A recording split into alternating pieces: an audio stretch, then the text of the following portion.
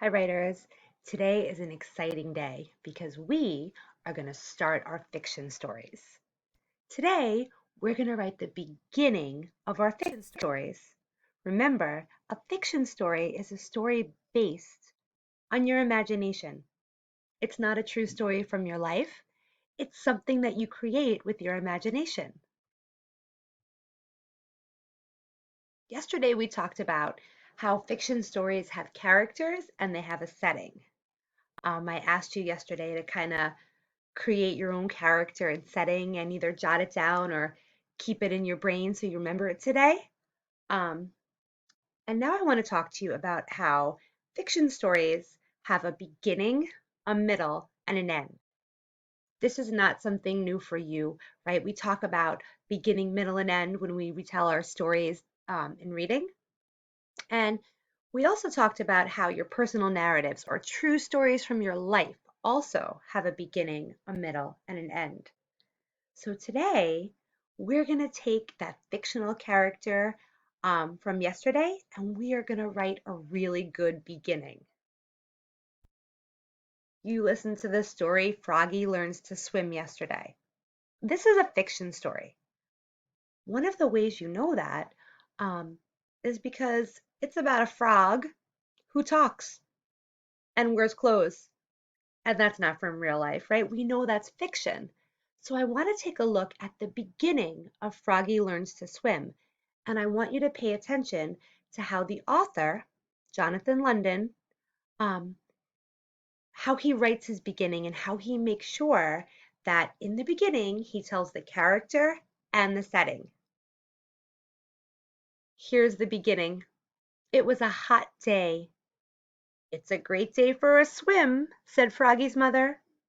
So Froggy and his parents flopped outside to the pond. Flop, flop, flop. So who are the characters in Froggy Learns to Swim? They're right here in the beginning.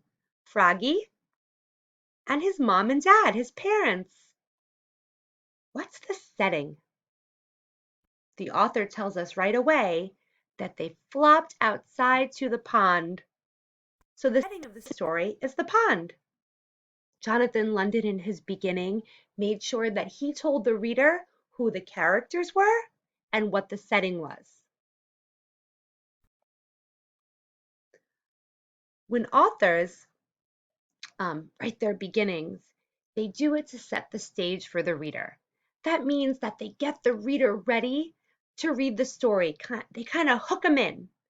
Um, Fiction stories have characters, and fiction stories have a setting.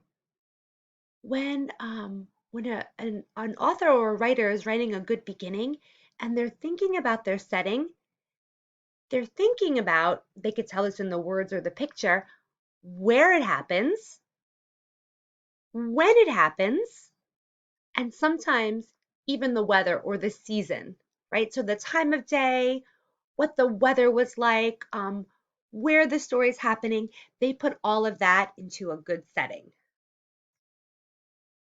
So do you remember I shared my character with you yesterday? I said that my character was Danny the dinosaur, and the setting of my story was the beach. So today I kind of wanted to just put that all on the page and make sure that I had a really good beginning. I added to my picture, I added some details because yesterday I just had Danny there, right? So let's read my good beginning. One hot summer day, Danny and his mom went to the beach.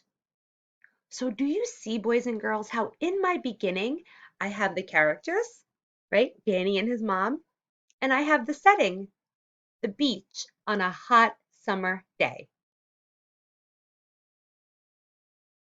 It's time for you, boys and girls, to write your good beginning. Don't forget that when you write the beginning of your fiction story, you want to hook your reader in, right? You really want them to want to read your story and you want to set the stage for them. So make sure that your good beginning has characters so everybody knows who's in your story and it has a setting. And when you're writing the setting, think about where it happens, the time of day, and maybe even the weather. All right, I can't wait to read all your good beginnings. I'll see you next time.